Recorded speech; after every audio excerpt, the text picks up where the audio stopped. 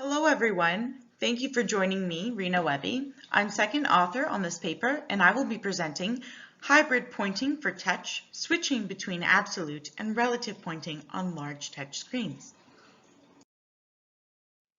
In this paper, we introduce cursor tap, which is the technique shown below, a hybrid interaction technique for wall-sized displays. We also present a validation of the technique in two experiments presented in this paper. In the first experiment, we compare cursor tap with a drag technique that we will introduce in the following slide. And in the second experiment, we introduce players to the techniques within a game setting to see if they would naturally use these pointing techniques.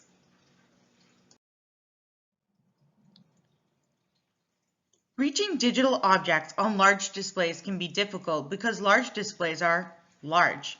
So for users who are short, not that I count myself among that group, reaching a digital object all the way at the top of the display might be out of physical range. In addition, these digital objects are spread out throughout the large displays, so it can be very difficult to stand in one place and assemble all of the information you need. Additionally, there are lots of problems with reaching and fatigue from moving around. And often users who are sharing a display don't want to be crossing into each other's boundaries. So we looked at how we could enhance pointing and reaching on large displays. And I want to clarify, when I say large displays, I'm talking about wall-sized displays. The display used in this study is over 4 meters long.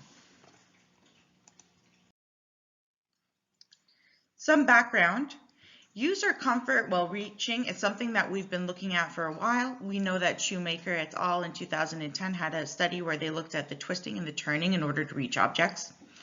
Wall input techniques have been tried to be improved by many of us, where we're either looking at having objects which come to the user, or flicking them over, or combining with other sensing technologies like eye tracking.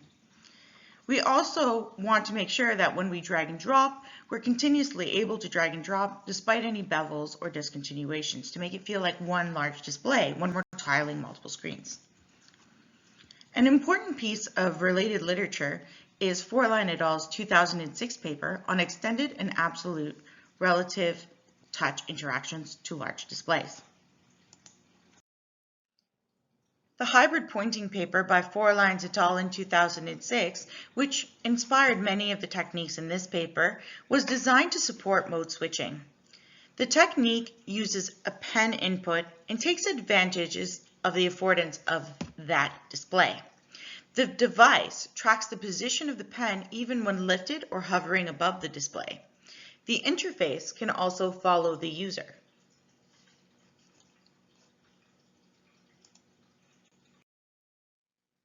So for our technique, the design goals were to be intuitive, have low complexity, efficient, and allow for multi-user touch on the display. We wanted to make sure that there was a low need for software support and hardware support. In study 1, we contrasted cursor tap, which was shown in the previous slide, to this hybrid pointing technique, which we call drag. In this technique, users could use a hand with multiple finger touch points to drag the entire display interface over to them so they could reach the object. We contrasted this against our hybrid pointing for touch. Now, our hybrid pointing for touch technique is what we ended up using in the second study, so I'm going to take a little bit of time to explain the importance of this technique. So, as you see, the first author, Terence, here is placing more than 3 fingers on the display. After placing more than 3 fingers on the display, we see the appearance of a larger circle or a dead zone. This is important because it stops us from detecting another finger input as part of the same hand. Touching with the other hand outside of the dead zone creates a cursor, which then you can use to drag across the screen as part of a distant reaching technique. And then you can see him tap in order to simulate a click. So looking at that in slow motion, we'll see that on the left hand, multiple fingers, more than 3, are used to create a dead zone. Then on the right hand, one finger has been used as creating the cursor outside the dead zone. And then he moves his right hand with the one finger touch point as a cursor and then taps to simulate a click.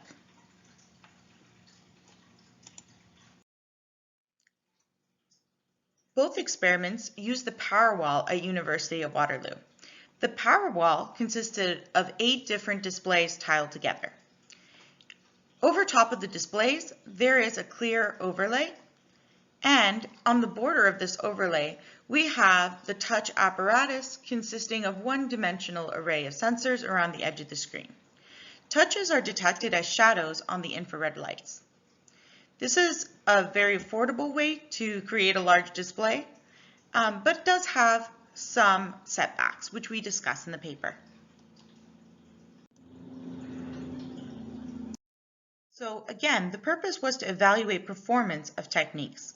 The techniques tested were cursor tap, drag, and absolute. We logged all the trial information for participants between the technique evaluation of speed and accuracy, and we also looked at whether or not the participants preferred any of the reaching or distant techniques. You can see on the left a conceptualization of the study, and on the right a video of me performing the task in the study. Participants were asked to stand in either of these blue squares. We did this to maximize use of the display.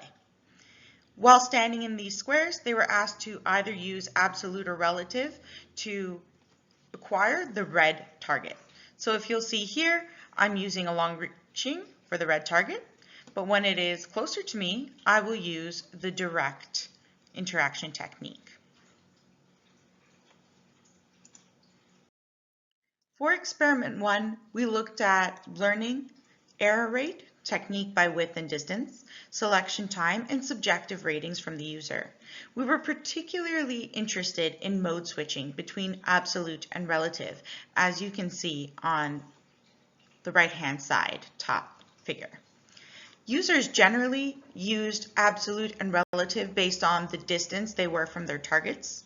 And we can see that the error rates for cursor tap were appropriate for the mode that we had presented. So going forward, we use cursor tap in the second study.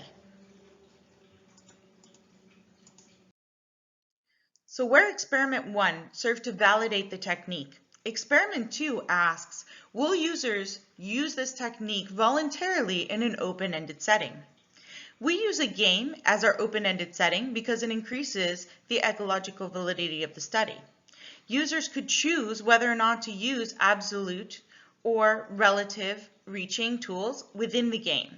And there were advantages for being able to use both, mainly that you could target enemies both on your side of the display and the competitor side of the display.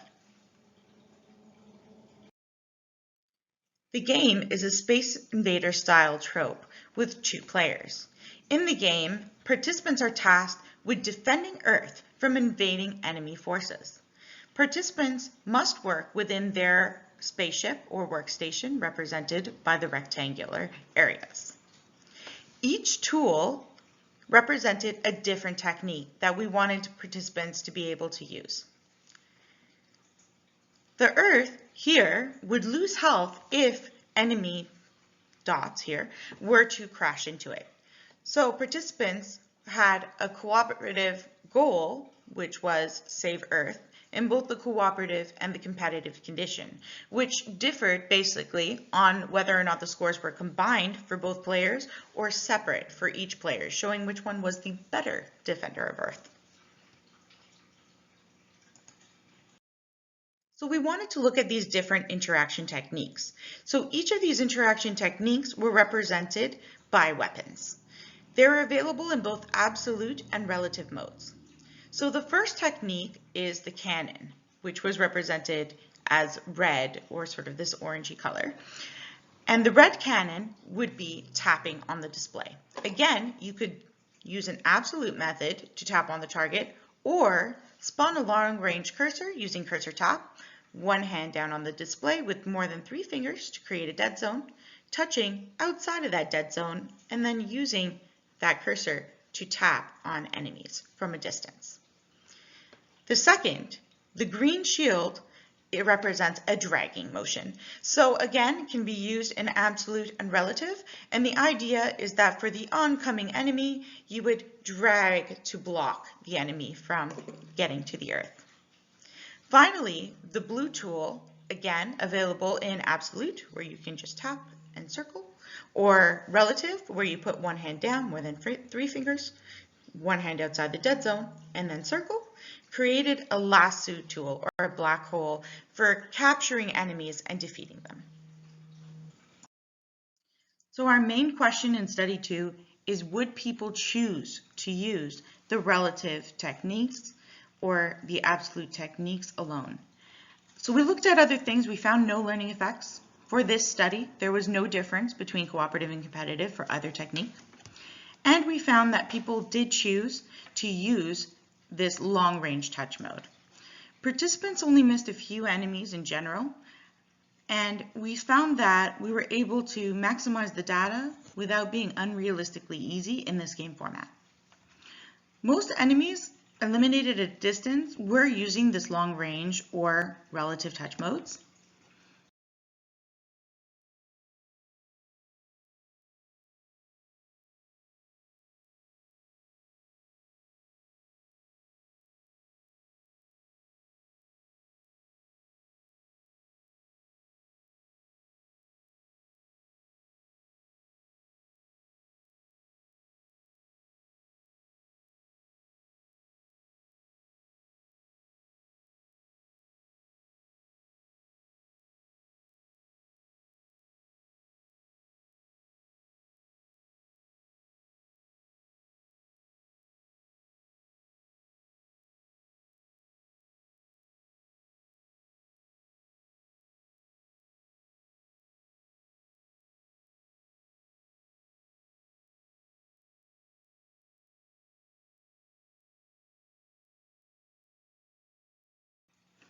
In general, there was a preference for a relative technique because of fatigue and speed, and absolute for accuracy. The black hole or the lasso tool was preferred for all 3 different techniques, so they liked it more than the shield or the cannon.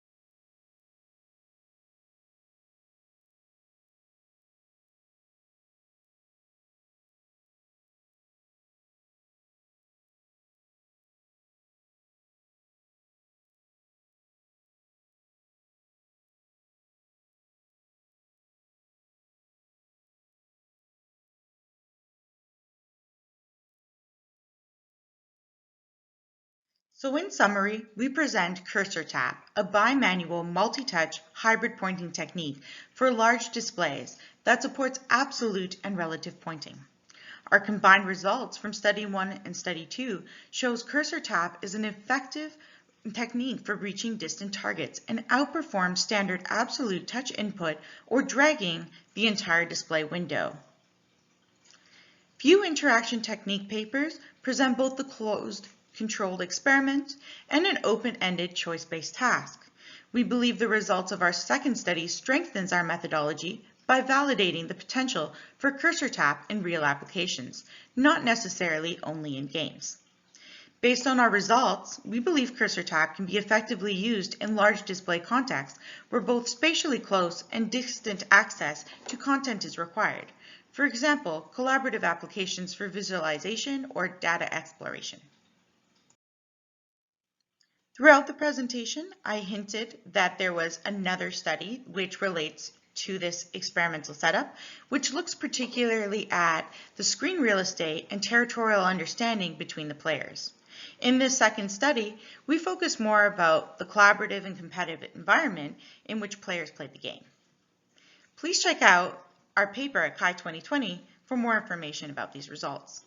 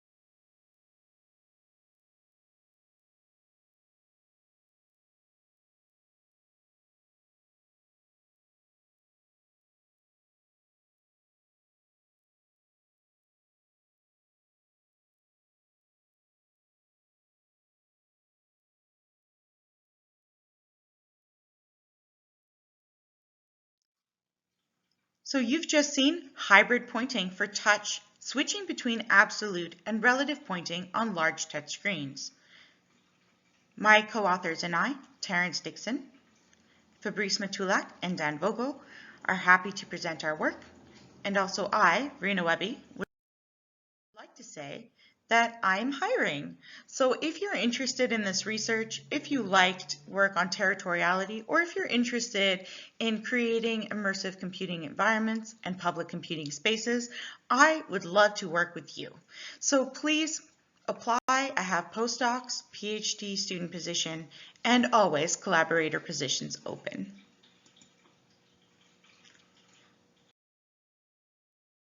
So thank you again. My name is Rina Wehbe. You have heard hybrid pointing for touch. At this time, I'm happy to take any questions. Thank you.